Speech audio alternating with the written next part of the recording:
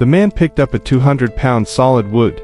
Then he slammed it hard into the glass. However, he found that the glass remained intact. So he stepped back to create some distance and gathered his strength again. Then he charged straight at the glass. But he used too much force this time, and almost flung himself off the building. After he steadied his nerves, he dragged over an even heavier piece of solid wood. Next, he removed his armor and headdress, opened the fire hydrant, pulled out a long section of cable, cut it with the headdress, tied the solid wood tightly, pushed it hard, and wedged it in the window. Then he wrapped his hands and feet with tape. After that, Johnson stepped over the solid wood and went outside the window. He took a deep breath, immediately turned around, pressed against the glass, and used the stickiness of the tape to move forward little by little. There was less than 10 centimeters of the window sill under his feet, and gusts of wind were howling around him, and he could fall from the sky at any time. Finally, he reached the side of the building with his strong grip, and continued to move forward along the wall. When he reached a protruding traffic signal,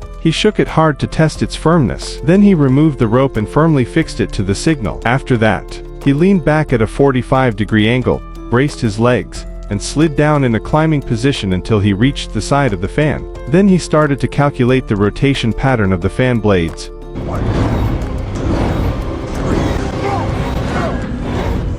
Removed the panel of the power supply box, found the cable to the millionaire's suite, and cut it. As a result, the titanium alloy door in the basement was opened. The fan initiated its self-destruction program, and the system malfunctioned. When Johnson realized something was wrong, he turned around and jumped out, grabbed the rope, and stepped into the pre-tied noose. Unfortunately, the traffic signal broke and he was flung by the huge inertia, so he kept flipping in the air until he stopped at the front of the building.